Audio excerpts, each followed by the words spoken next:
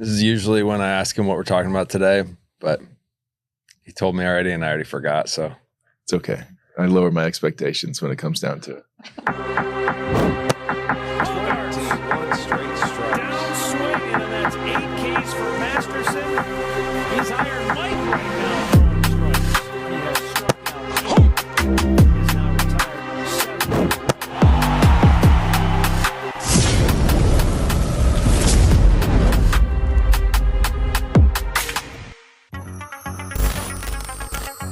Ladies and gentlemen, welcome to the Justin Masterson Show. I'm your host, Justin Masterson, but it's not just me. I got my guy, Mr. Matthew Zappizzotti, always in the house.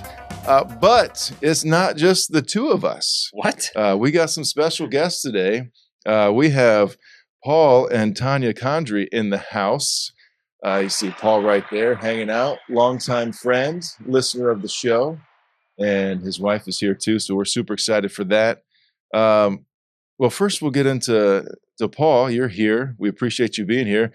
And if you want to know, a little bit about Paul, there's so many things you can say. One, he's a dear friend of mine, and ever since I met him at Bethel College back in 2003, 4-ish, we've been friends ever since on my journey to San Diego State and the Cape and pro ball, and we'll probably get into that, a little bit.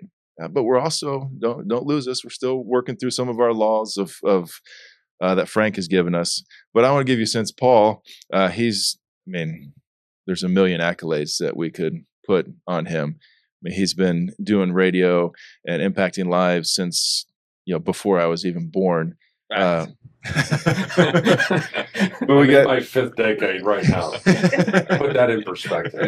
Fifth decade of doing this. Crazy to think about that. It is. And you're the founder of Regional Radio Sports Network. You got, publisher of the Indiana Football Digest. Largest magazine in the country of its kind. Yeah, which is, it is actually largest. Pretty impressive. And then you got the program director of the Gritties, which are the awards for football. The football players. I went to one of the. There. Yeah, you had a chance to be the guy who gave our opening prayer. It was awesome having you there. Tom Allen was there as the head coach when he was the coach at Indiana. That was awesome having you both there. Two brothers in the Lord. That was one of the highlights of doing that program. And I've been blessed. This is my 26th year working for the Colts as the Colts Coach of the Week coordinator and working with some of the initiatives that through the National Football League. And it's been a blast. But some of my greatest experiences in doing this job is getting to watch you and Matthew kind of grow up. And I love getting together with you guys and hamming it up because I was so young in my quote unquote craft at that point in time. Right. And I know we're probably going to go down this rabbit trail, but that's right. To my knowledge, your first broadcast behind the mic, I'm guessing, was with me on the second end of a double header. You would pitch the first game, and Seth said, well, he's not going to do anything. So I said, can I have Justin come up and be my color commentator for game number 2? So he came up, and he was my broadcast color commentator. And we had such a great time, and it just kind of solidified some of that early friendship. But watching you guys play, and I heard your story the other day about Marcel Guevara on the last program. There are so many names from the past that brings back so many amazing memories. But it's so many amazing memories because you guys were just still in your youth and you were still trying to figure out life. Now I get a chance and so blessed to be able to look back. And now I see the men that you have become and the impact that you're having in your respective communities and in your families. And I can see how God is really using every aspect of what you guys do, whether it be with the podcast or with your ministry. And I just think it's one of the greatest things in the world to see the whole trip, if you will. Yeah. They say it's a long, strange trip it's been. Well, it's been awesome watching you guys grow up. So just to be with you guys today, it's really, I know this is going to sound crazy. It's going to be one of the highlights of the year for me because it really, really is, because I can let my hair down, if you will. Yes, you can. I can let my hair down and just have some fun with you guys. So it's awesome. I don't think you had that big old beard back. No, I did not. Either. And there's a story behind that too. So, but we'll get to that at another time. No, it is neat that you're able to be here and we spent some time, but you also gave us opportunities. Like even back in the day, like here's this, I mean, big tall Jamaican, that you're just like, come on, come hang out with me. Yeah. And it's kind of neat, even if you were early, on in some things. We were early on. You were 19 years old, I think, at the time. Yeah. Yeah. Just a young puppy coming through, just having a good old time then. And the crazy thing is, it still hasn't changed. Like we're still having great times together throughout the years. And so I'm appreciative of it and glad to have you, here on the show. But before we do move anymore, we do have to make sure we get in our part of It's All Part of It. It's All Part of It, brought to you by the Justin Masterson Show. And so for those who don't know, It's All Part of It is the phrase that we utilize just to say something crazy happens, something goes, and we just look at it and say it's all part of it, because it just calms us down, keeps us in a good spot to know that everything's not going to go perfect. I just heard, I was talking about this a little bit earlier.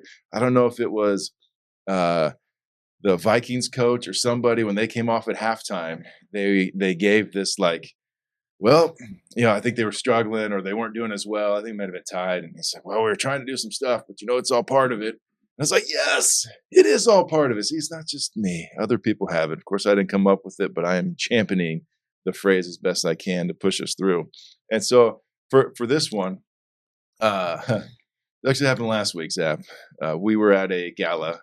Yeah, I was hoping we'd come back to this story. Yeah, I figured we'd come back to it. So we were at a gala, and it was for Central Christian Academy, a nice small public or private Christian school in Indianapolis, and 100% I read, in case you're wondering, which you don't know what that means. They're like the most successful school I don't know if I know what it means. Marion County or something. They're this tiny little army of, I don't know, 25 staff or something. Yeah, they had 43 cents in their bank account 4 or 5 years ago. And now they are thriving in many ways, trying to grow and build. And so a friend of ours, friend of the show, Steve Hawker, used to be on Moody Radio, and he, connection with them, brought kind of both of us in. And I was the keynote speaker, if you will, for their little gala, which was fundraising-ish, but also to lift the spirits of their teachers. So I was trying to give a nice little talk of encouragement for what the teachers are doing, coming from, my mom teaches, my sister teaches, dad technically teaches. I got some uncles in that world too, and cousins who are all, teaching some people. And so it was at Ruth Chris. But what they forgot, and I didn't necessarily ask any more questions, is that there are 2 Ruth Chris in the Indianapolis area.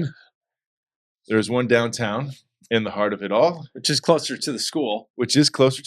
Yeah. And then there is one, a little on the outer belt, actually not too far from where we are here in the studio, at Keystone and 465. And it just happens that I, in my head, assumed that we were going downtown. And so I was excited to be on time, and I get downtown, and I walk up to the lady and was like, hey, I'm here for an event. She's like, oh, what's the name? And I say, CCA, and she's like, well, we don't have that event here. It's probably at the other one. And I'm like, oh my goodness. Started at 5:30 or whatever, and it was 5:30. I go, oh boy. I'm like, well, this can't be too far. Well, it's 30 minutes away to get to the next one. And so I'm texting Steve going like, where are we supposed to be at? And he's like, Ruth Chris. I'm like, well, I was just at the wrong one. And then he felt bad because he thought, he led me astray. And I was like, no. This is on me, my friend. But hopefully I can get back on time. And thankfully. Well, you gave a great speech in the end, and nobody even noticed. Like, nobody even cared you were late. And then I know the whole time you were like, I'm going to use this as a joke. I was. And then he reads his script. He does his speech, whatever. And then what happened? Well, then I totally forgot to utilize it. And because we were talking about, the idea that, the world might try and dictate your start, but God is the author of your finish. And perfect setup. It was, because it's going to be like, I started at the wrong one, but then I made it to the right one. So afterwards he sat down and he's like, well, forgot that. I guess going to be on the show. It's all part of it. All right, here we go. It is all part of it. But it's so neat. So I'm glad you came to the right studio today. That's because of Tanya Condry. She's my handler. Yeah. would be nowhere without her. Make no mistake about that. I can't take credit for that, guys. Oh, and that is great. How long have you been? How long have you and Tanya been together? I don't know the answer to that question. Is that a trick question? I wasn't trying to trick you on that one. That was for Tanya. 30, 32, 33, 34 years, something to that effect. It's over 30, I know that. Right? Right. 32 years. Yeah. Okay, there you go. I mean, we've The football book, and we're working on number 34. So I correlate everything to the amount of years that we're doing.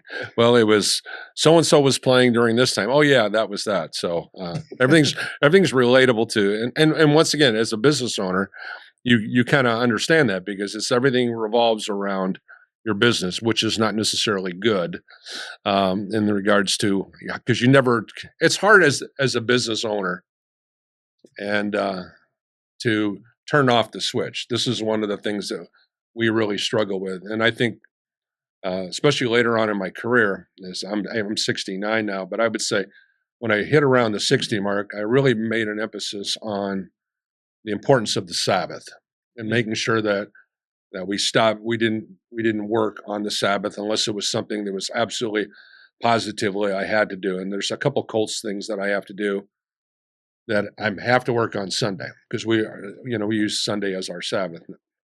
And so one of the things that I've really made a strong emphasis in the latter stages of my life is to be really intentional about shutting off the phone, not, just I don't want to talk about my work.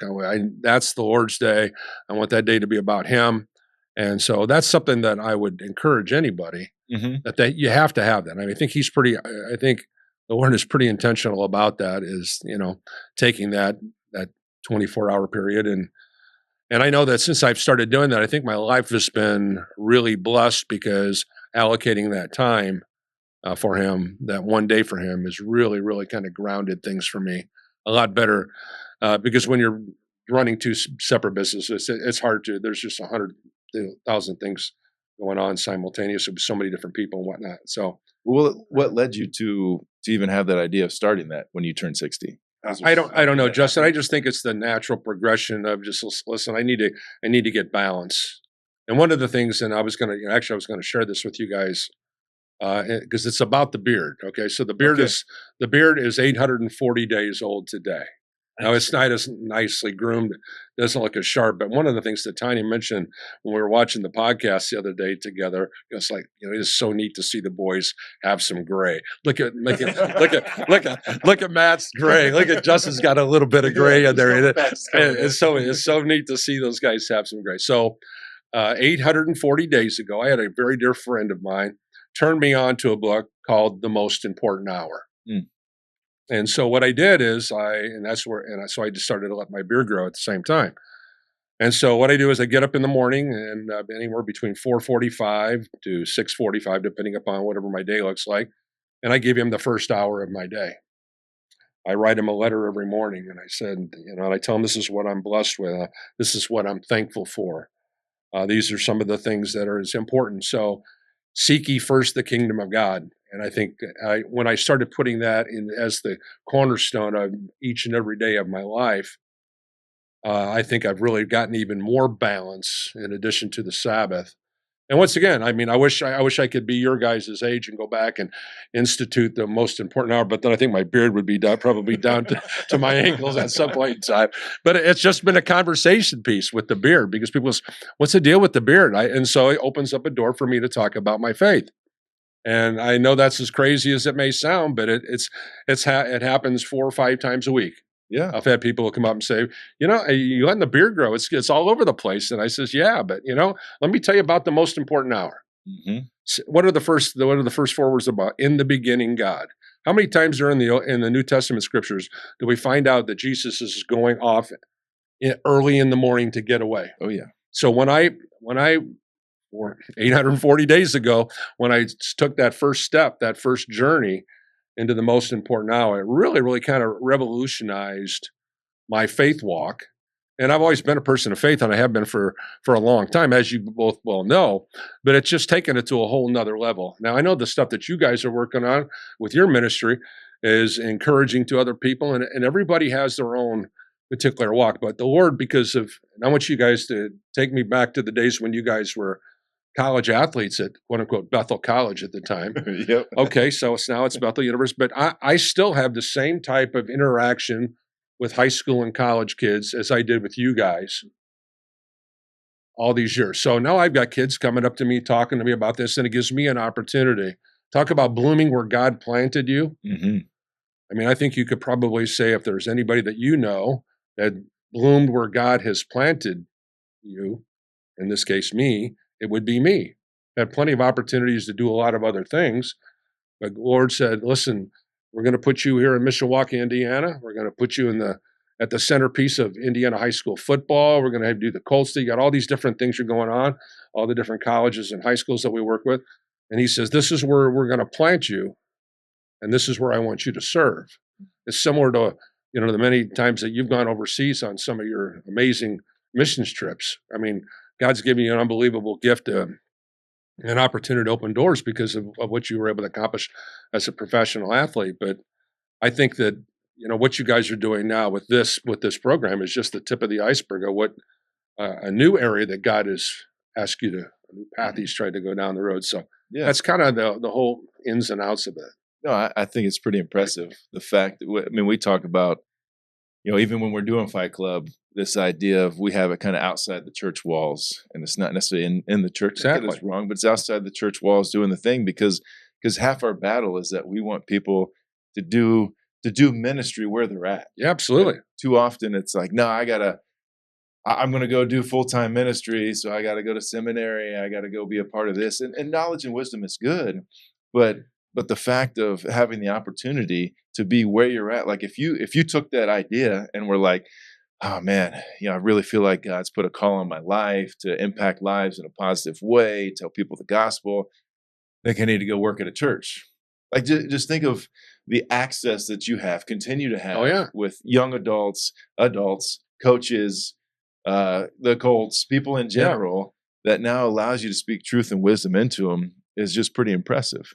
Now, does that feel like a weight for you? Like, is there a weight or an onus or a burden, or because you spent your 840 days with God now that it kind of calms you down to appreciate and understand? I think that to answer that question, and that's a great question, because I ask myself that question all the time.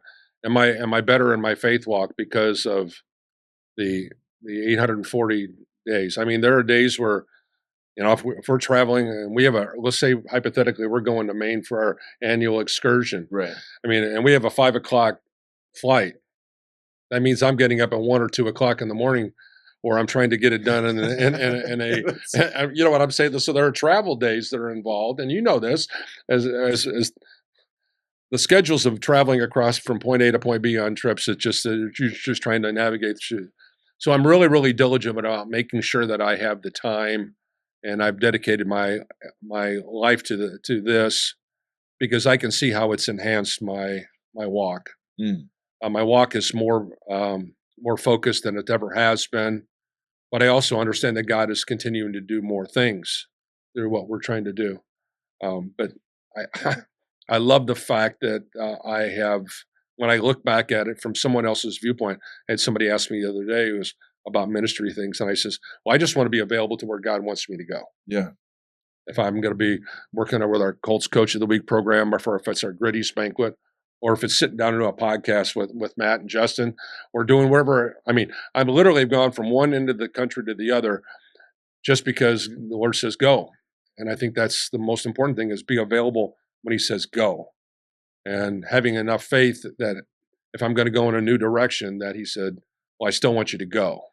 Mm-hmm. And trusting the fact that He's the author and the finisher of our faith, and He's going to be, I mean, when God calls me home at the finish of this whole thing, I want to be able to hear Him say, well done, my good and faithful servant. Now, you guys are going to have a laugh when it's all said and done. You're going to say, I wonder if Condry's beard is still going to grow in the casket. Any beard's a great beard. Any great beard. But the beard looks awesome, Maddie. It really does. Doing fine. Yeah. No, you'd fit right in our Fight Club group. We got a lot of beards, so. Yeah. What are you thinking over there, Zappo?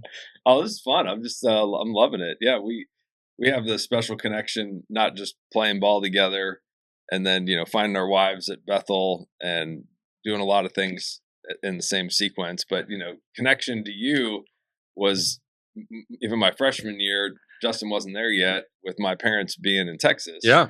And then Justin comes, and so you'd have me up in the booth before in between doubleheader or whatever, and say hi to my mom and dad and my uncle Bill, and like people listening all over the country, and that was super interesting to me. I was always in tech.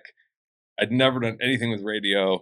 I was already doing networks and communication wiring, and so I loved that. And you were like your little, I don't know, whatever you called it, that little box and your mixer, and you got this little streamer. Yeah. And I was like, oh, you're like live. Like this is yeah. One of my favorite stories about, because we never, during the doubleheader, we didn't close it down. Yeah. Because we always said, you guys, I'll never forget Marcel and Junior Guevara. They would come up, and mom and dad are in Venezuela. And so they come up, and I can't speak a lick of Spanish, and so I gave them an opportunity. He says, "Okay, let's talk to mom and dad down in Venezuela." So they would get on there, and they would go to town, and so it was such a unique experience. And there were so many times where we had a chance to connect dots, and I'd be able to keep track. I still talk to your mom on Facebook through the years, and that's been the unique thing about these relationships that you have with our athletes. I still keep in contact with athletes all over the country that I've met through Bethel or through IU or through Holy Cross up at Notre Dame, kids who I've had a chance to impact. And I've had a chance to share the most important hour, the book that I've got, and I've had a chance to give that out to a half a dozen athletes. One of my favorite athletes is Matt Hofer. He's a football player at the University of Toledo. He's in day number 450 or so, but Matt is made it part of the Good Hands team. We helped sponsor him and send him to Africa on a couple of mission trips the last couple of years through our ministry. And so it's so neat to be able to see some of the things that you've experienced in your own life, to be able to share some of those, because ministry isn't just going to church on Sunday, as we all know. Mm-hmm. I mean, you have to have a heart for what you're doing and bloom where God's planting you. So, and to me, I would have never dreamed that when Coach Mike Lightfoot hired us to do Bethel basketball in the late 90s, early 2000s, that it would lead to all this. But the one thing that I would say that I've done well at is I've bloomed where he's planted me. And I've loved every kid and every coach that I've had a chance to meet. And still, it's the neat thing about the social media thing is being able to follow you guys and watch your families kind of grow and whatnot. And some kids more than others. And no matter how old you guys you guys will always kind of be kids to us. I hope you guys don't take take offense to that. Hey, that's what mom and dad always look at me, so it's okay. Yeah. I mean, that's the way we look at it, because I'll never forget, we were literally in Maine, and you were pitching, and so I'll never forget this, because we're driving up coastal Route 1. And I'm looking to say, listen, Justin's supposed to pitch, so we try to find the closest place. Where I think we were in. I tell you what, someplace near Kittery, so we found the closest place that would have, food and I guess a sports pub or something to that effect. And so we got in there, and I says, hey, listen, our boy's pitching tonight. And she goes, really? I said, yeah. I says, why aren't you there? I says, well, and you got to try to explain this to the waitress, about Justin and this whatnot. And so I go into this story and this long story thing. And it's like, oh, okay, well, let us get us the screen for you. So they get us a screen right for our table, and we watched Justin pitch. It was just, but those are the kind of things that you do for your kids. Yeah. And to me, that's what it was like. And Maddie, if it would have been you playing center field someplace, we'd have felt the same way. Yeah. It's a neat thing about it. And his parents were in Ohio, close enough to come, but couldn't always come. Right. And so it was like this distant. I mean, you were the connection to back home, and it was a joy to. No matter how we played, it's like, we're going up to talk to Paul after the game. It's like, it wasn't even a post-game interview of like, all right, let's go over the play. I mean, it was just like, hey, we get to do it again, doubleheader. say hi to mom and dad. Okay, go warm up. Get Justin in here, get Marcel in here. Oh, And then Chad Jenkins was up there with you, and I mean, it's just a riot. yeah, we had some great times. Well, there's just a way, and again, it's interesting to think like from the get go. Yeah, faith has been a part of you, but like your life has always been, from what I've known it, Sure, of a person of encouragement. yeah, But- that's my spiritual gift, just like yours is too. Yeah, You have the same spiritual But gift. what's also crazy is within that, which I probably makes even more sense as I'm thinking about it, but like your ability to like say tough things or be honest about certain things, which would sound somewhat critical at times. Right. Maybe it's about performance or whatever, was never really taken as like a jab or anything like that. It's just a real conversation, like no matter what it was, even if it wasn't, because to Matt's point, like when everyone wanted to be up there, you'd be around, Paul, because he would say something kind, but even when he was questioning you about what you did out on the field in some sort of performance, you didn't feel like you were jabbing. You felt like it was a conversation of like, I was watching this and this was happening. It's like, yeah, I know. I did this. It's like Coach Seiler. Coach Seiler would always come to you and say, Justin, and I remember we'd have conversations when you were playing in the big leagues. Coach Seiler, we'd we'd always have this Justin Masterson report. We have this Eric Stoltz report because you guys were both those guys were in the big leagues at the same time. Okay, right. So we had this big report, and Coach Seiler comes and approaches me and says, Did you watch? And he said, did you watch the big nasty pitch the other day? That goes back to one of your first ever podcasts. You were talking about nicknames. That was hilarious. So did you see the big nasty pitch? I says, yeah. He says, he's got to get better at throwing strike one on. And I remember this conversation that I had with him. And I remember having the conversation with you that here you are, accomplished, you Major League All-Star. You come back to visit with Coach Seiler. And Coach Seiler loves you to death. Yes. But the first thing he's going to coach you up. He says, Justin, you got to be better on pitch one, right? No, that's exactly Isn't that the way he was? I mean, that was his motto from the get-go. I mean, and if you don't But he said it in love. Oh, yeah. Coach Seiler was an old-timer who was on the staff. He had coached football for 18 million years. I think he was in the Hall of Fame in Indiana, high school football. He passed away many years ago, but even up until that point, like he would. Every moment. And we'd always joke, the general was the general, but also the voice whenever someone would do it. Like, Vandy. Oh, guys, like even if it really wasn't his voice, it'd be this high pitch. Oh, come on now, you got to be better than that. You got to get that bunt down. Everything was all technical with him. It was like listen, but he coached you, but he coached you with love. Oh, and he and you knew that he saw your potential before you even realized what your potential was. And I don't care who it was. He made me a second baseman. I never played second more than just like a fill-in before college. Oh, yeah. And he hit me a million ground balls. And I don't even know that he was an infield specialist. Like, he made me an infielder. No, but again, another person in the same capacity who believed in you. And I'll still remember, I still take the same philosophy because he cared about stats. He loved that stuff.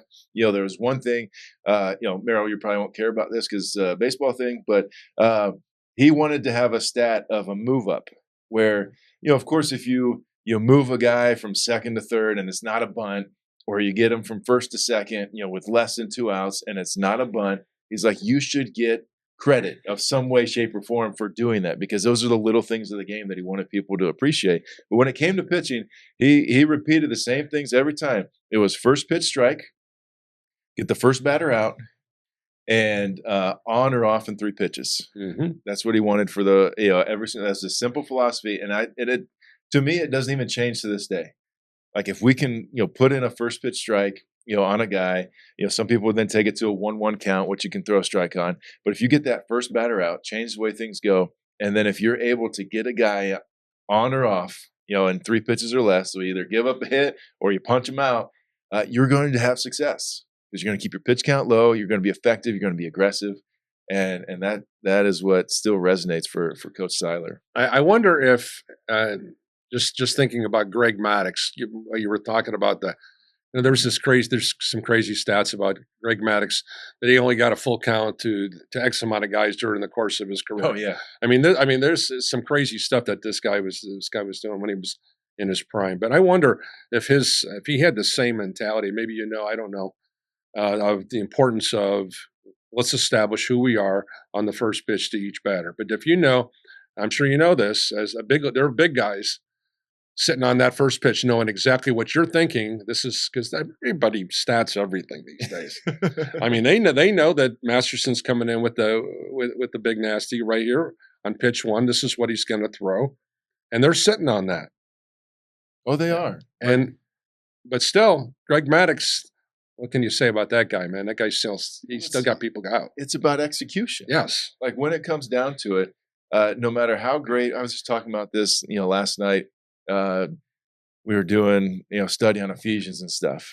And so we got these guys, and I go, if you just gain wisdom and knowledge after we're done with all this, then we failed.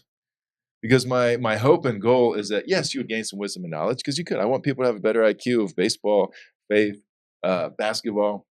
I go, but if that doesn't help your reactions, the way that you act, the way that you do the things when it comes down to it, then it's all for nothing. And so that's where it comes down to of like, that's awesome. You know what I'm going to do? Cool.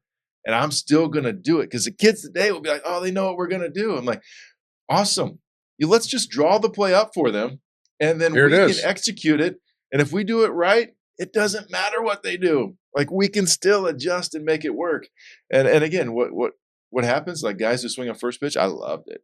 Because even if they know I'm trying to throw, a fastball there, you hit your spots, you get your corners. I mean, same thing Greg Maddux would be thinking about. You put that where it needs to be, good things are going to happen. You take care of what you're able to take care of, and then everything will be okay, more or less, in the scheme of it. It seemed to work out for you. Yeah, for the most part. I mean, there's plenty of times, he's over here rehashing. What'd you rehash on the phone when we were on the way over here? With you? Yeah. Oh, your freshman year, you had like a 2.2 ERA. That was unbelievable. And then we were like, yeah, that's unbelievable. And then next year you pumped out a 1.59. Yeah, that's not what you were telling me. Now you're boosting me up. No, it was unbelievable. What did you tell me when we were coming? We were talking about long-haired. Long-haired? From Marion? Oh, yeah. So we have to go. Yeah. Producer Leo reminded me. Producer Leo's in here. His freshman year. Yeah. We were in runnings for conference championship at the Mid Central Conference, MCC, whatever it is now, at Crossroads. And we were down in third place or whatever it was, where we had to win out twice to beat Marion.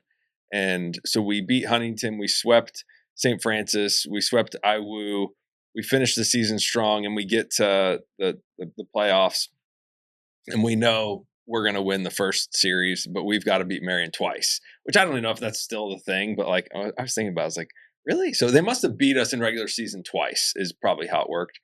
So either way, Justin pitches the first game, wins. Yeah, and then I'm hanging out in the booth with you. He's up in the booth. After that game. We're at home. Right? Yeah, we were at home. We're at home for whatever reason, maybe our field weather, I don't know. And we hosted that year. Yeah, you host the tournament. So we were hosting the tournament my sophomore year, your freshman year. Win the first game. We literally had just won 7 in a row, so that we're like, we're winning this thing. Elijah Marshall, stud freshman, is lights out, but lets in a few. All of a sudden, we're winning, but now it's close. What do we do? And coach brings back in Justin. He gets called down from the booth. It was like, come on, you need to come and warm up. And just like, oh, really? Okay. Complete game, first game. And he's warming up in the pen. Whatever the case is, we decided to put Justin in. And he gave up a grand salami to lose the game. So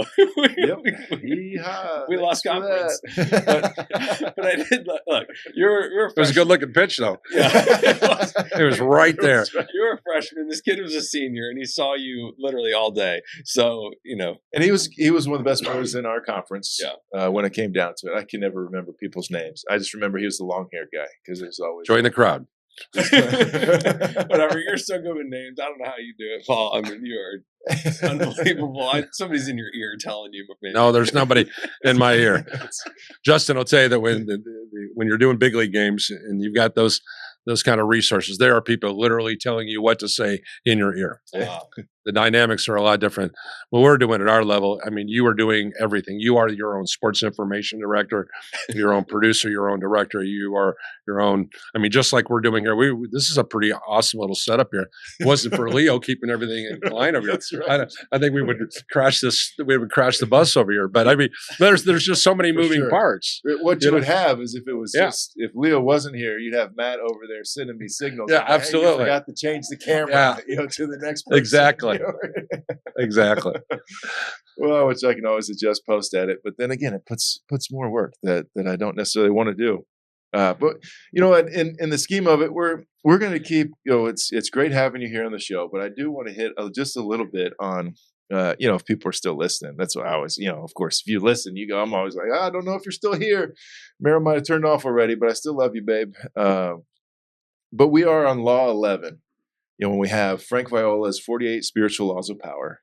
And it's just these neat little things that come through, little tidbits or whatnot, that hopefully are encouragement to all the people that come. And I think you fit within this world because Law 11 says lower your expectations. And there's this bit where, Frank would say, build your life on appreciation, not expectation. And he would say, when you're dealing with people, just lower your expectations. Now I look at this. I was talking about driving a couple shows ago and spent a bit of time on it. And what I've learned is even though my wife will say like, oh, you get mad, even though I don't really get mad, I do talk to them, is that I expect them, which Lori expected, I expect them to not be good at what's happening. Like I expect them to be bad drivers. Even my wife, she'll go out there and she'll notice that like there are bad drivers. Snow comes out. She was the one driving 15 miles an hour. It's okay. She was being safe, keeping everyone in the vehicle safe. But like when you look at that, when I'm dealing with people and we're coaching, we're doing all different types of things. And I think in your world, you're dealing with people all the time. Plus you're trying to train up people to understand and do things.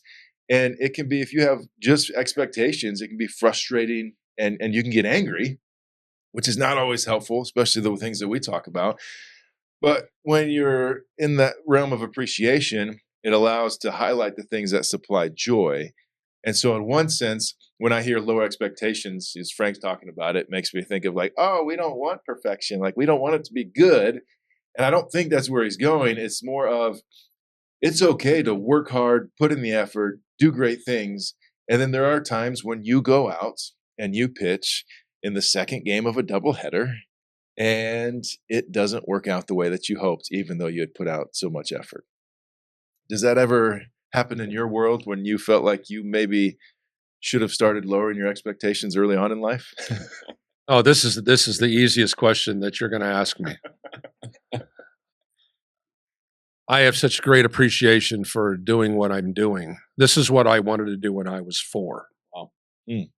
How many people get to grow up and do what they want to do? Now, my roundabout direction to get from point A to point B may have been a lot different. I mean, from getting ready to go into the Navy, I'm getting ready to have my physical. I fail my physical. I meet my wife. We go on, and then we have kids, and so I look at all the speed bumps or the stop signs that I had along to get where I was at into my late 20s to where I was at. I'm so thankful that God gave me the ability to coach for 7 years at my alma mater back at Hobart. But I look at all those steps along the way, and I have such. Sorry, I hate to interrupt you because I know you were in a good spot, but Hobart, Indiana, like up in Northwest Indiana, near oh, Maryville. I got a guy, Mike Z. Why can't I think of his Zeritich, where he is from? Yep, he was just up there, and nobody knows about it. Up in the region. Yep. 4-time state champion. Yeah. One of the winningest programs in the history of high school football in Indiana. Okay. So you, Mike Zeritich, and a few others. There you go. My goodness. But I have a great appreciation for being able to do what I want to do. Because how many people, I mean, if you were to sit down and just talk to 100 random people on the street and ask them, are you doing what you want to do? Are you happy with your life? How many people get to say that I get to do the only thing I've ever wanted to do since I was 4 years old? I remember listening to Lloyd Pettit do a Chicago Blackhawks game on the radio. And I'm thinking to myself, I want to do that. And how God orchestrated all the stops along the way. So I finally had an opportunity. I was involved in an accident in Chicago. I was working in Chicago. God literally pulled the rug out from underneath me, and I had to go back and restart my career. And what are the chances of a sports director in Northwest Indiana resigning and me applying for the job, me getting the job, and how God orchestrated each and every one of those steps along the way. So talk about appreciation.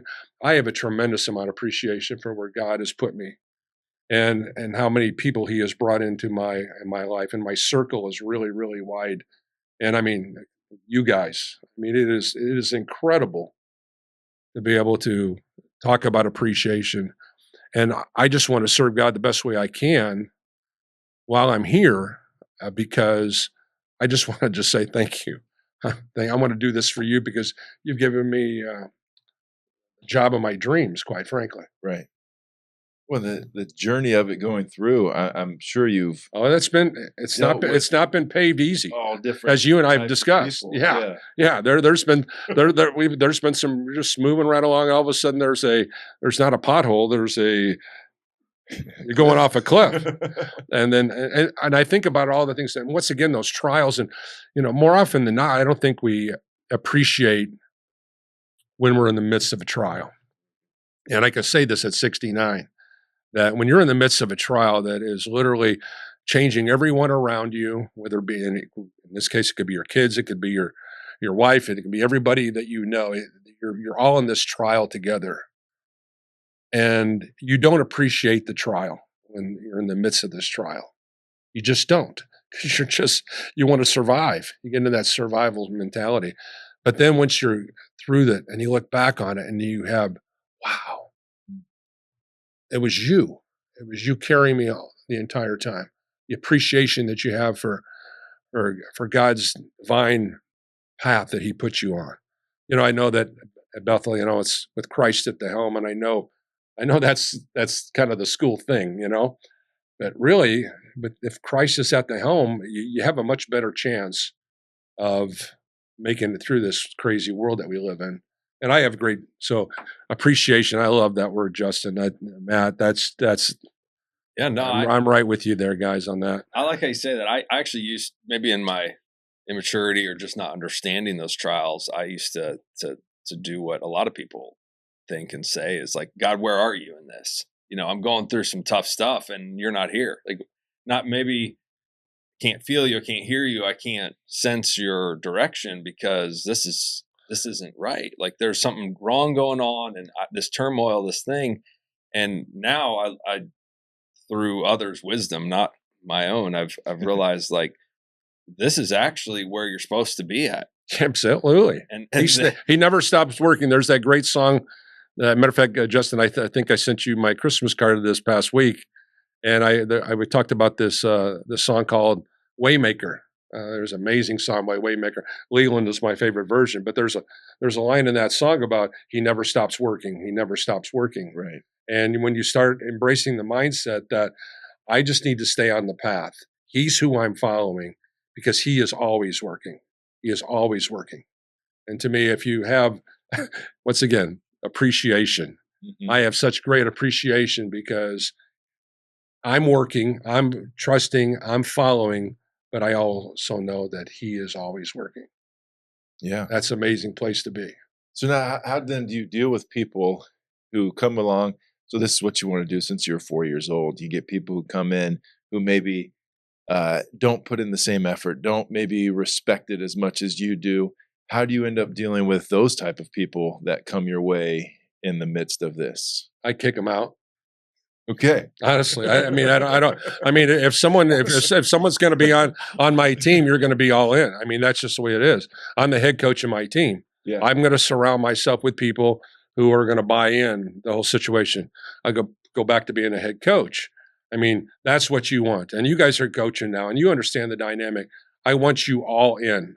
And I know that's a sports cliche, but that's all in. When you guys were playing, you guys were having a great time, but you guys were all in. Everybody on those Bethel teams that you guys played with, Everybody wanted to win. Nobody liked to lose on that group. And that group was so much fun to be around. All those guys were, because everybody had such a competitive streak. And I know when you went out on the bump, forget about that. I mean, people just like, I mean, this guy, he has a heart and a mindset that he understands God put me in this 6 foot, 7 foot frame, and he put a fire behind me, and that he was going to use all the skills and the athletic talents that you had, and you were going to, at some point in time, when you were on the greatest stage in Major League Baseball, you were going to glorify God for the gifts and the skills that you've been given. And even though you're not playing in the big leagues anymore, you're still doing the same things. You're still magnifying your relationship with Christ, your love for Christ. And so you've bloomed where you're planted now. And so to me, it goes back to those days when you guys were playing. Once again, it's about the appreciation of having great teammates. But for me, Justin, when it comes down to, if you're not all in on this team, let me show you where the door is at. Mm-hmm. Now tell me about somebody. So you got to interview lots of people. And, I do. And not everyone is the same.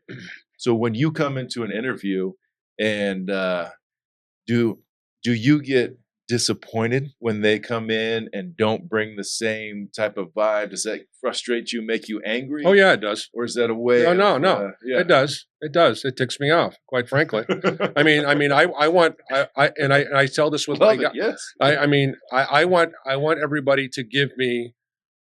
I want to honor God with I didn't get a lot of gifts. I was at the back of the bus, but he gave me 2 really good ones. And so I want to honor him with my very, very best when I get behind this microphone, or I put a headset on, or if I'm in a public speaking situation, or if I'm releasing my book or a film or whatever the case may be. I want to give him my very best. And if you can't see that, you can't see my enthusiasm. You can't see my passion for what I do. There's a significant difference, because to me, it's almost to the point where, going back to when I was a kid growing up, you're my enemy. I want to kick your butt. I want to get out there, and I've seen you pitch. There's been times where you let one get away, and that guy, you hit him right in the backside, or you just give him a little chin music. I just remember those days. You weren't doing that to hurt anybody. You were sending a message that, listen, I am in control of this situation. I am the pitcher. My job is to get you out, and whatever it takes. If I have to send a message with one in your ear or over your ear, or hit the bull, backstop, whatever the case may be, you could insert your Bull Durham reference in here anytime. He hit the mascot. Yeah. But I remember this specifically because there'll be times where you would hit people, but it wasn't that you were hitting them intentionally. It was just, that one got a little away from me. But you never did it. You did it with in a subtle way of saying, well, I'm sorry about that. It just got away.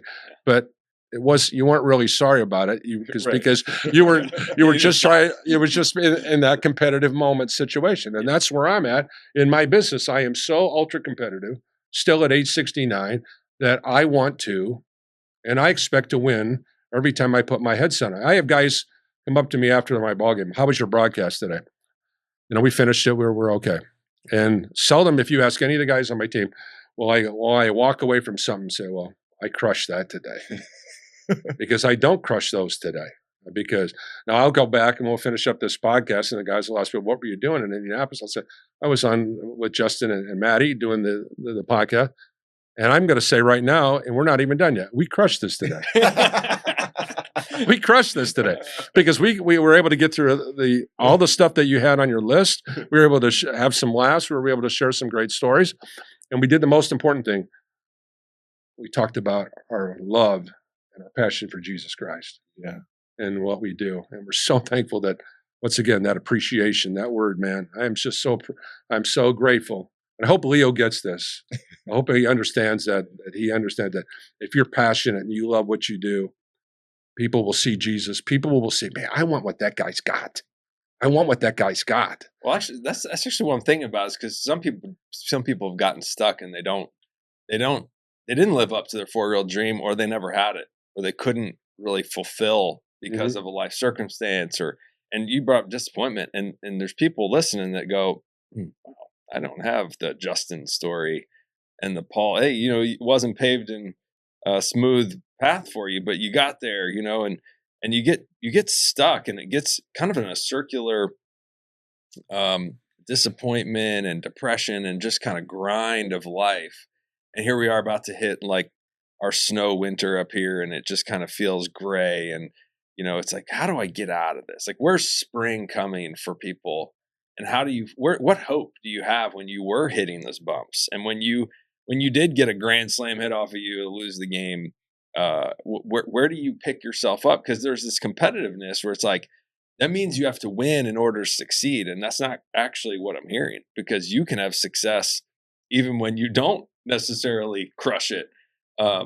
Because we're not counting the wins and losses in that mindset. We're counting the wins and losses differently. Something just kind of piggybacking on what you're saying there, Matt. And I don't know, Justin, I want to throw this back to you because, when everybody's telling you, how great you are, and they're saying, listen, he's this kind of player, he's that kind of player, he's an all-star, I'll have there's a local guy always, here he is, the man, the myth, the legend, Paul Condry, 6 Hall of Fames, it goes on all this. It's like, yeah, really, not really. The reality of it is that I'm a sinner saved by grace, and I don't think about any of those kind of things when I'm spending time in the morning in the most important hour. This is vulnerable Paul, sinner saved by grace, who comes to the table every morning and says, I'm here. I love you. I'm going to write a letter to you today. I'm going to tell you how much I love you, how much I appreciate you, how much I thank you for all the things you've done for me in my life. And if I can't get excited about the trials as well as all those accolades that we talked about, because each one of those trials allowed me to achieve, quote unquote, those accolades. You getting lit up with a grand slam and against Marion. It was a watershed moment, whether you knew it or not, because it said, okay, am I going to sit and wallow in defeat? No, he didn't sit and wallow in defeat. His cocky butt got up the next time he pitched, and he pitched like he was a Cy Young Award winner, and that's the way it was. And in sports, we all know this. If you don't have short-term memory, you're not a very good athlete. I mean, if you're out golfing, if you hit a bad shot, you got to forget about it. So Justin gets lit up. The guy launches this grand slam, but I don't think I bet you'd never even thought about it the next time you went out and pitched. No. You just went out and pitched because you forgot about it. No, I think about it now. Yeah, you do now. Yeah, that's because we're reminded you about it now because it was a funny thing to think about. But my point is, the great athletes have the ability to, and I get this a lot because I'll get a nice note from someone and I says, hey, that's kind of cool. Thank you, Father. Nice. And I hold the paper up, the letter up to them and say, this is for you, Father. And then I go back to work. Right. So you throw that pitch, you beat a guy or whatever the case may be. You strike a guy. I mean, so you do all those things, but you immediately have to remember that was just that pitch. I got to go on to the next pitch. You got to go on to the next pitch. You got to have that next pitch mentality. And I think that's what life is too. Like the ones who are doing life really, really good within Christ are the ones who have the short memory. Mm-hmm. It doesn't mean that they forget all things. It doesn't mean I forget that I gave up the grand slam. Yeah. But it doesn't affect what I'm doing on my day to day. Right. And so that's what sets people apart. Many people want to just sit in that like, oh, this bad happened. I mean, even as you say, like sinners saved by grace, like we do need to understand that we're sinners, we're not perfect. But it's also the fact that like, dude, I'm rocking through Ephesians right now. And the first part of it, Paul's just going through all these things that Christ has done for us. Like our setting is that we are sons, seated at the right hand with Christ, in Christ, because his spirit dwells within us. So we have access to the same power that he has thrown within us. And so there is a confidence that comes, and not the one where you have like the kid who knows that his dad played in a professional or his dad's rich and he kind of like walks with these shoulders like this, but a confidence that I come to the table and I know my Father's happy to be with me. you experience a joy, and that's where that, the joy is our brains understand it, is someone is happy to be with me. And so we know that that's there. So then when I give up, a grand slam and doesn't work out well, whether that's to the dude at Marion or that's to Evan Longoria when we're facing the Tampa Bay Rays, which also happened, or Jose Bautista, the one time I struck him out tons of times, and then he happens to get one grand slam off of me. Woohoo. Those moments that come, those aren't the defining parts of where it is. Like, that happened, that was great, but my confidence never wavers, never deters. And I think that that's one of the things that's also difficult for a lot of people, for someone like yourself and myself, and there's countless others who are like it, where we do have the ability to offend people because of the confidence that we have of who God made us to be. And it doesn't mean that we think that we're the best or greater than everyone else, but we get the work done. I think of my Uncle Dale is kind of like the same way. He has very much confidence in his ability to speak, his ability to deal with people. And he's not going around saying, I'm better than you and I'm better than this. He just goes, I know that I have a skill set compared to other people who are like, oh, well, I'm not very good. And some just do that, as a, to be somewhat humble. But when you ask, we talk about this, Matt, like, you like your SEAL teams and some of those things, yeah. right? Yeah. And if we're coming together on a team, like, I want you to know what you're good at. I want you to know what you're good at. So then we come together and I ask you to do something, like, you told me you're good at this. Or you're like, I'm like, are you good at it or not? Yeah. Like, that's all I need to know. Well, I'm trying to be humble.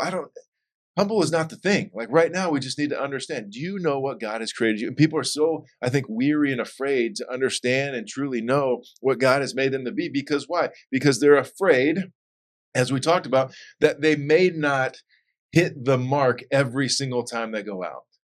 And then that takes some of their value away. Whereas I love the idea that someone had said, how can we, in this idea of, okay, lower expectations, whatnot in our life, we're in our worlds doing our things. How can we be tough on our training, but tolerant in our performance? So if we train really, really hard, the assumption is that when we come to perform, good things will probably come along. But when they don't, we don't lose ourselves, because if we do, then we have an identity gap. And now I am like, oh, I thought I was good at this, and I'm not good at this because I messed up one time, and now I can never pitch again because I gave up a grand slam, and this is terrible. Like, who am I, right? Yeah. Like, you have one time where you miss talk on a show. Yeah, I mispronounced somebody's name. I get it. Yeah, which when coaches don't know how to pronounce their own kids' names, then we have a problem. But you talk about. I mean, some of this is like fear. I think in the Bible it talks about 365 days, 365 times the word "do not fear." Oh yeah. Okay, so if you take one a day, take a one fear tablet a day, if you will, right? So if you go through life and you're fearless in how you go about doing things, I think that comes down to it. I just have a tremendous amount of confidence that, and once again, knowing what lane you're in, and for me, it's real easy. I've got one really good lane, and I'm not going out of my lane. But when he asks me to, I'm going to say, okay, do not fear. Yeah. Okay, I've got to go do something, and I've got some terrific people on my staff who do some great things to help me, as you well know, guys. If you don't have great support, whether it be from your wives or your kids, or to help you do your jobs, I mean, all the stuff that's in the Indiana Football Digest and the Gritties and all the other stuff that we do, it's not just something that Paul did. There's a whole bunch of people. There's a whole village in there that's helping us put us in a position. And it's just I have to have the mindset that if I have to go outside of Paul's broadcasting lane, that I have to go over here with a spirit of fearlessness, that I cannot be afraid because I know that he has me going down this lane for a particular reason.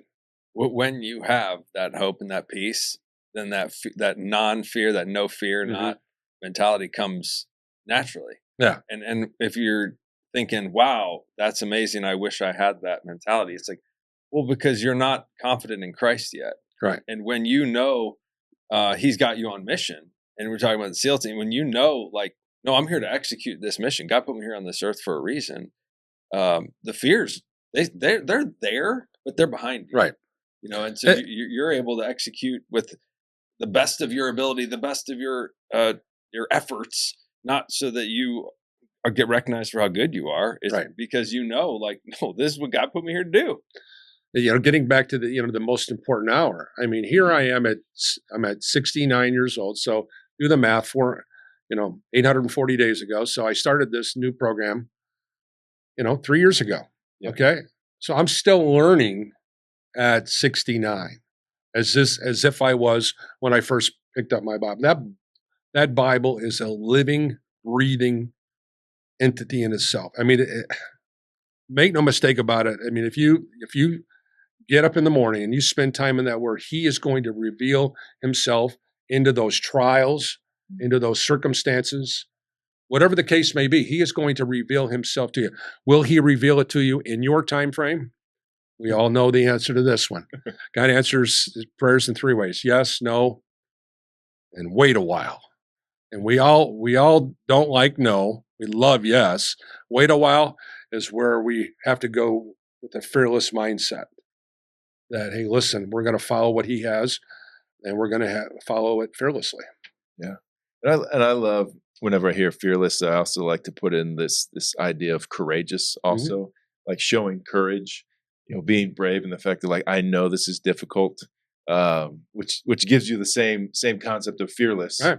Just in my brain, it translates when I'm like, man, you go out and you show courage because this might be difficult. You might not be able to do it, but you can still take an opportunity to step in and step up to the table. And I think that that's where, if I'm taking this last bit of where we're lowering the expectations, in the scheme of things, it is this idea that we can come alongside people, we can come alongside anybody, and we can still, for us, be able to grow in our maturity, which is so cool to hear that. Like you're 69, you're still growing, you're still learning, you're still moving.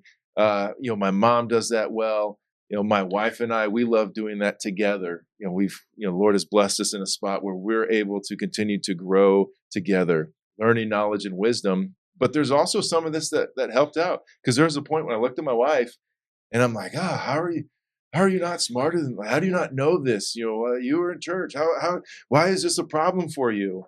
And almost like looking down, trying to be, father, whatever. And then I was like, whoa. Like, he says lower expectations, but in my book, Matt, you hit on like the maturity aspect of it. I realize that there's just some immaturity. Not that I'm so mature in all ways, but there's some immaturity.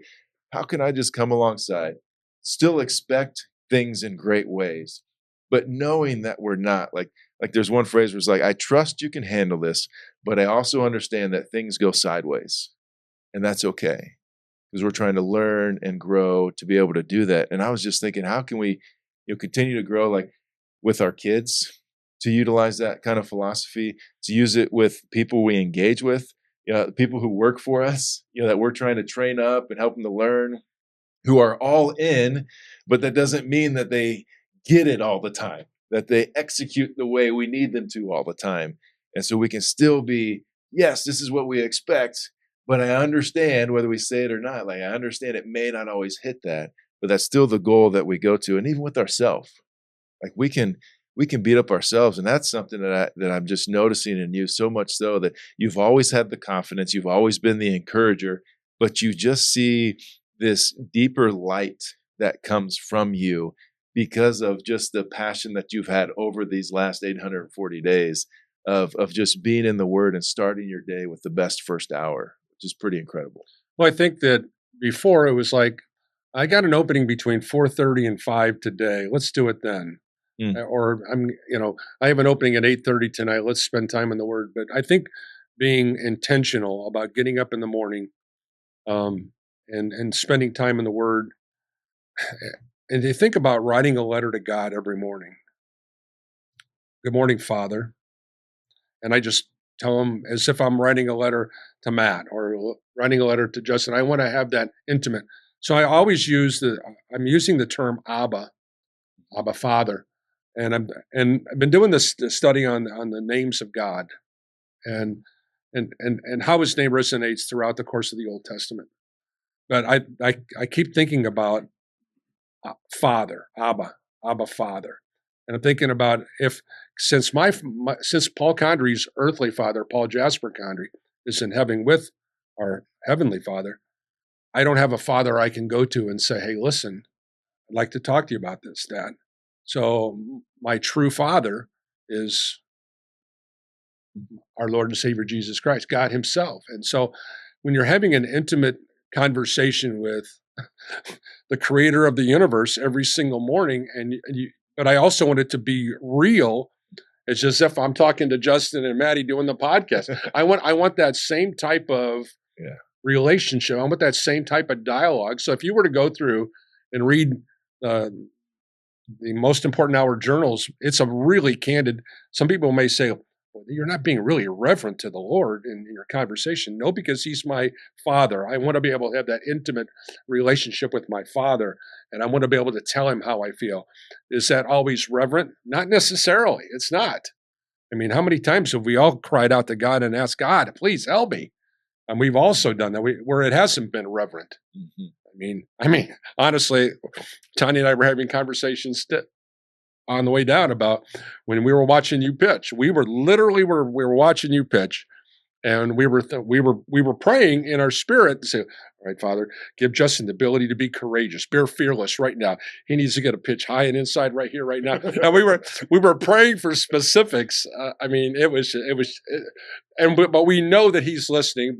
I don't know if He cares if Justin's being effective today or not. But we were doing it because we felt God called us to be your prayer warrior. Yeah. And I think more often than not, if anybody can learn anything about what we talked about today, find yourself somebody you can be a prayer warrior for.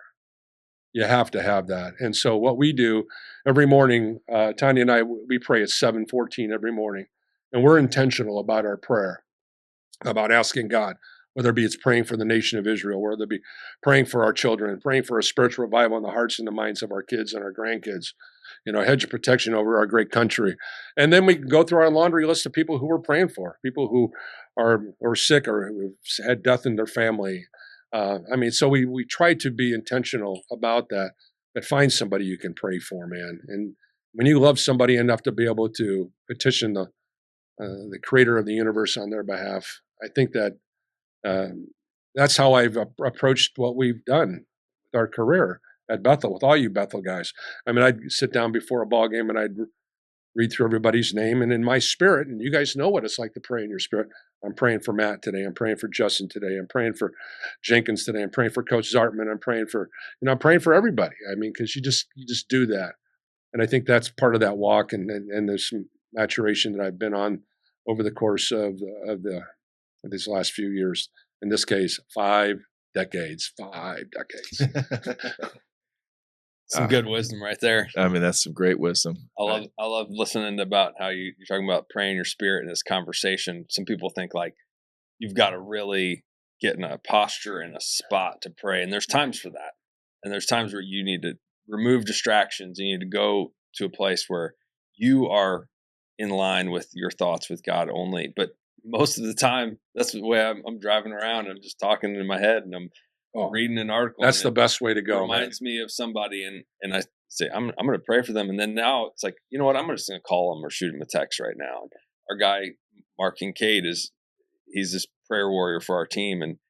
And he'll just send you, he doesn't care what you're doing. He'll just send you a prayer video. You'll be on the show. Hey, just send you a prayer video. And because he's like, why wait?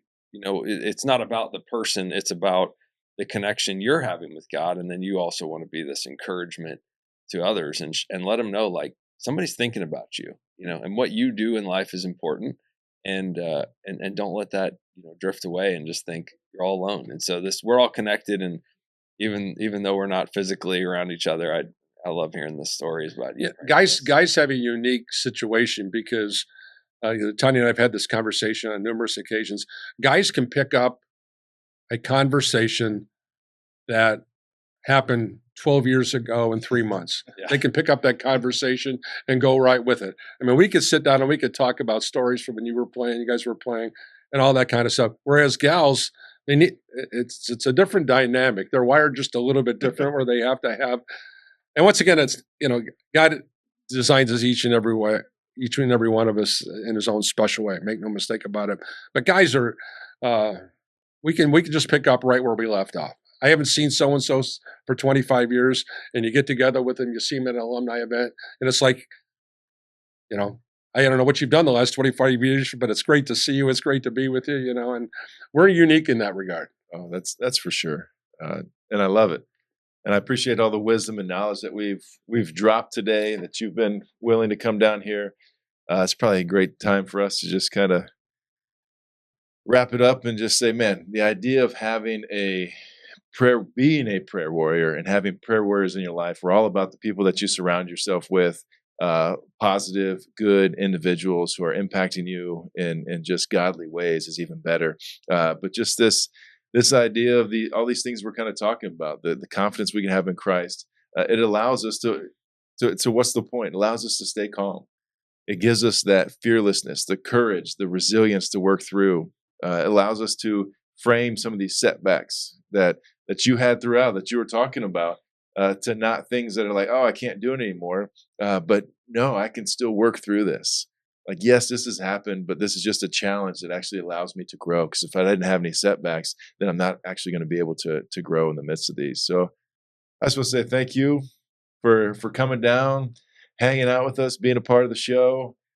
Thank you, Tanya, for also being here, and greatly. I couldn't do this gig without her. She's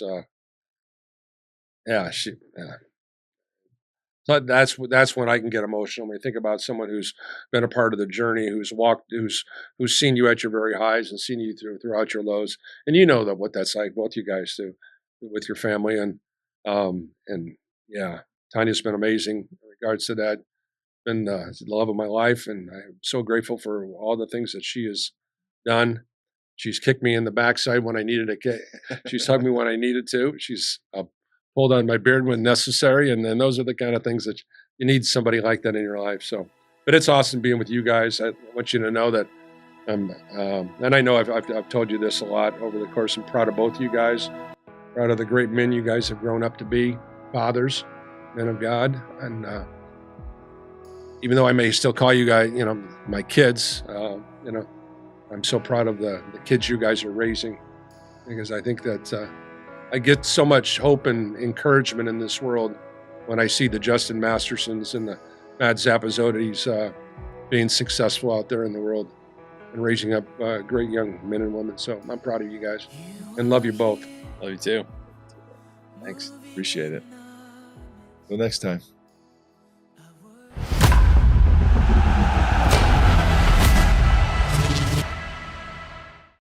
I think on the B cut, maybe the extras for our members only, which we don't have members yet, but we're getting there, that the guys, people listening, could hear a little bit of what Paul's trade is. Do you want? Oh yeah, no, we need to. Yeah, you want to share that on the second? What are you talking about? Whatever. Yeah, we got it. So yeah, I got it queued up. So put your headphones on. So for all you guys hearing what Paul does, if you're not from the Midwest and don't. Sorry, we don't know have some of the for you, Tanya. What he's been so successful at. I mean, he's an announcer, he's a interviewer, he's a speaker, all these things. That makes sense. But we went back in the archives and found one of my parents, actually, we're both my parents, just absolutely love this. It's like, 20 years old. And I don't know how else to sum up some of what my perspective was as a player, knowing my parents saw, 2% of my college games, and that was it. I never played in person. Yeah, in person. Yeah. And so I never played professionally. So that was it. And so knowing that they could at least, we didn't have YouTube streaming back then, right? I mean, there was no video. So knowing that they could be a part of it in some way, which was through you. So I want to play a little something here. You guys can comment here. Looks at ball one. Now here's Marshall working quickly. Ground ball, Zappazotti keeps it in front of him. Picks it up, throws a laser beam to first base. And Zappazotti with a great play, backhanded, kept it right in front of him like a good third baseman will. And that'll be the second out of the inning. Outstanding defensive play by Zapp. And finally, a Saint on base. 50. Here's a ground ball to Zappazotti trying to turn it. Again, one high throw to first. It got him. How about that? 5-4-3. They'll turn the double play as Blaharski couldn't get down the line. Great play that time by Zappazotti. And just like that, they'll erase Rob Hemming as Hemming and Blaharski will go down. So 2 down now here in the top of the 5th. And that'll do it. So the Pilots, with a hard-fought win here today, win it 15 runs, 13 hits, and no errors. Boy, I tell you what, for Siena Heights, boy, the bus. Tell you what, get on the bus and warm it up, because I tell you what, the second game, certainly they're going to hope to have a battle back. Boy, tell you what, you don't see these old-fashioned spankings very often. You know, so. Okay, yeah. That is, my voice is so young. That's the first thing I noticed right from the get-go is how much my voice has changed. Wow, that really that was eye-opening, quite frankly. No, that's good stuff. You had Elijah Marshall pitching a shutout there that game, and so some highlights, and I get messages or calls afterwards and saying, yeah, we chatted with Paul and we had a great game. Justin pitched good, and so those kind of connections, it's memories made even when you can't be there, and you were part of that. So yeah. Appreciate that. Thankful to God put you guys in my life, and thanks to the parents, man. Some of the parents over the years. I mean, like I said, your mom, I've kept in contact with her through Facebook, and there's so many parents over the many years, and that's there's a lot of bad and ornery stuff out there on social media, but man, there's sometimes it can be really a blessing for others. I mean, how many times have we known it?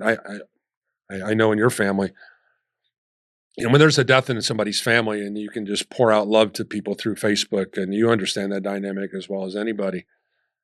I love being able to send a private message to someone just to pray with them. Hey, Lord, the Lord put this on my heart. Boom, I'm going to send you a private message, because you're connected that way. I know that when you were playing, you stayed away from that social media stuff a lot. Mm-hmm. And so I still do, kind of. Yeah, kind of. You're getting a little bit better. You're getting a little bit better now. I heard the formula. Zap is on it this much, and I'm on half as much as Zap is on. I heard that in the last podcast, so that's good. But I think once again, God puts those things there for a reason. Let's use those things for the glory of the kingdom of God. And if it's being an encouraging person, just send them out. I love the concept of your friend who just sends out a random text message to so-and-so, and just, hey, listen, Lord put you on my heart today, because I've done that a lot too.